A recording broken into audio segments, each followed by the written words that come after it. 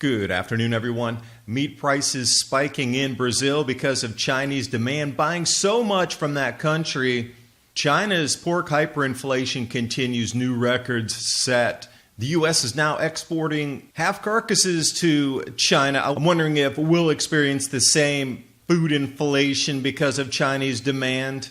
And when there was this much food inflation, it crashed the economy in China. But as I've said, about 1 year before the global food shortages start, the economy will be purposely imploded. Possible rally at the end of the year here for cryptocurrencies. But don't forget about our friend silver, because you don't want to end up in a soup line like this when your prices spike. And instead of giving money to the United Nations in a global carbon tax, I invite you to check out the Adapt 2030 December merch. It's not CO2, it's not you, it's the sun. Men and women's short and long sleeve tees and hoodies. Warning, this design may trigger Al Gore. The link's in the description box below, and it's another way to help support the Adapt 2030 channel.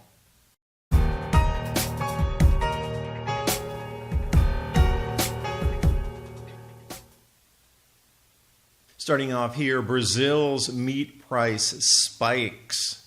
Now this is directly because of Chinese demand buying so much of the pork because of the trade war in the U.S. They're not able to get so much, so they're scouring the planet to buy anything and everything they could possibly get due to massive pork shortages inside China.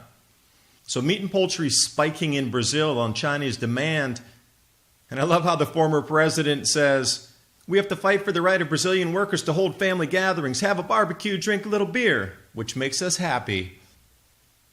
Because looking at chicken prices, 8% up this year, pork up 15%, filet mignon 20%, and this is just the beginning of their price rises.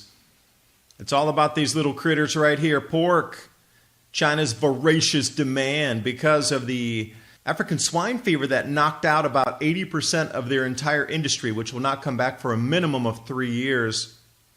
This hyperinflation continues and continues as people are trying to stockpile right now for Chinese New Year to get any pork they can on their table during the holiday coming up at the end of January 2020.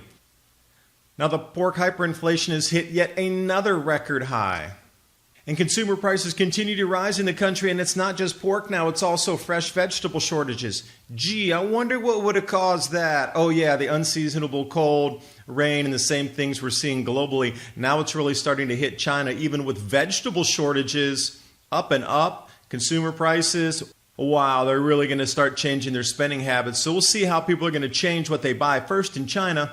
As an indicator how the rest of the world will behave, keep your eyes very closely on how the Chinese spending habits shift as their food prices continue to rise.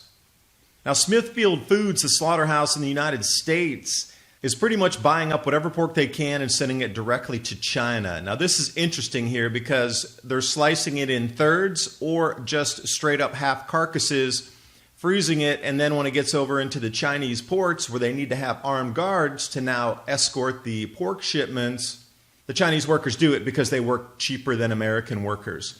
So when I'm talking about the carcasses, here we are. They're cutting it straight into halves like this, freezing it, sending it over to China. Now I'm wondering what will happen in the United States when our pork demand is high and China has been buying what we have. Will we experience the same thing as Brazil?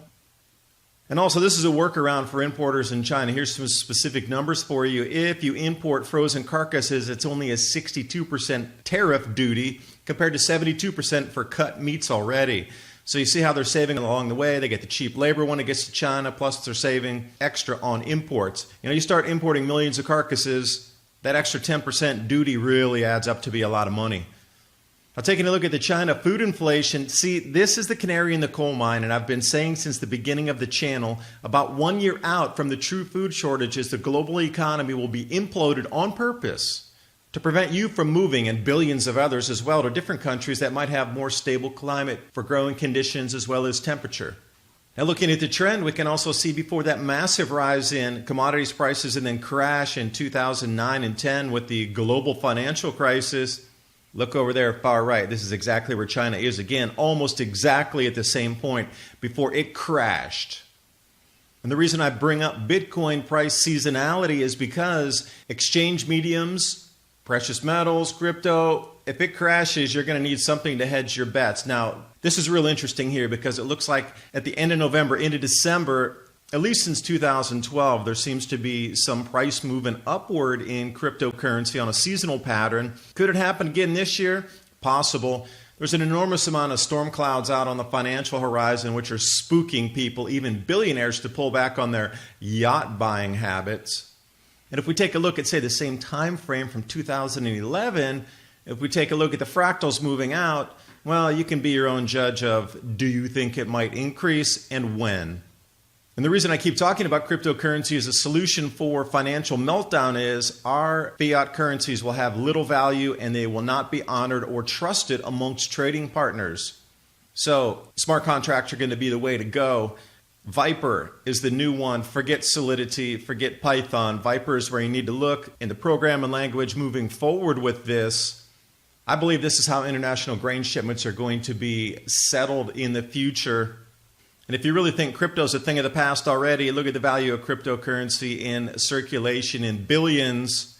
We only have the top 4 or 5 economies, and then we got crypto.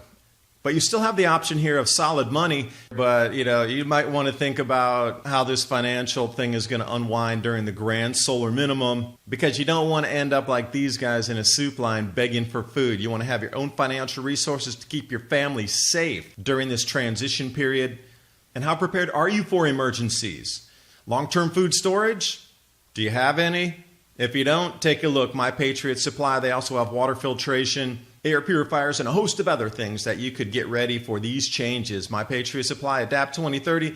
The link's in the description box below, as well as the Adapt 2030 merch. It's a way to help support the channel, and I thank you for watching. I'll see you next video.